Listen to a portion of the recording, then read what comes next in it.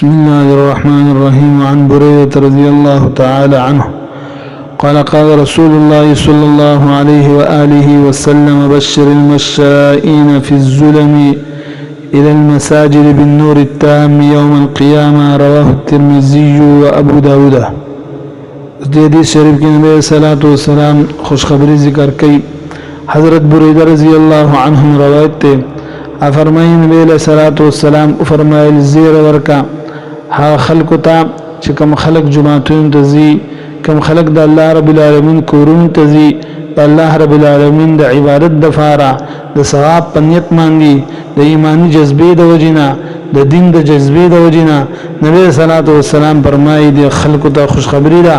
بالنور التام یوم القیامه په کامل رڼا باندې په پورا رڼا باندې د قیامت پر ورځ باندې د قیامت ورځ ډېر عجیب ورځ ده ډېر سخت ورځ ده.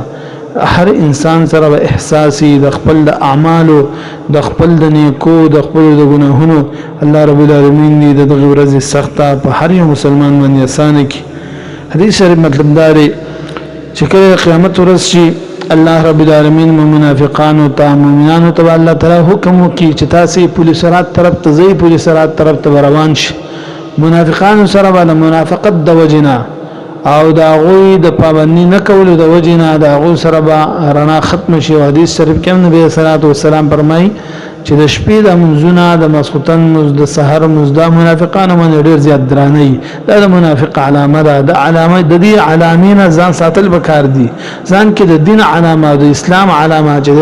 کم په وجه باندې انسان ته رڼا ملويږي هغه علامه بزان کې راوستل وکړ دي. د ایمانی غیرت ته د منفاره د اسلام او د دین غیرت ته د منفاره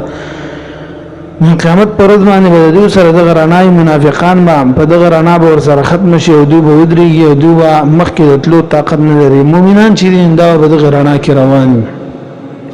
او تر دې چې الله رب العالمین دغه ایمان د وجینا دغه پابندۍ د وجینا الله تعالی به د مؤمنانو ته کامل رڼا ورکړي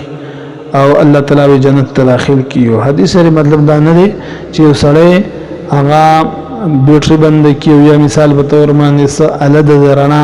موبایل وغیرہ دی دا بند کی او د غشان په تیار کې نه مطلب دا دی چې کله د شپې تیارت مراد ده یعنی کله چې ما خام شو د ما خام نورست چې څومره تیاری نو سحر مز په ګم راتلی شي د ما خام مزم د مسخوتن مزم راتلی شي د دې وجه نه د مزون ډیر زیات پابندي پکار ده. ټیک د ډیر خلک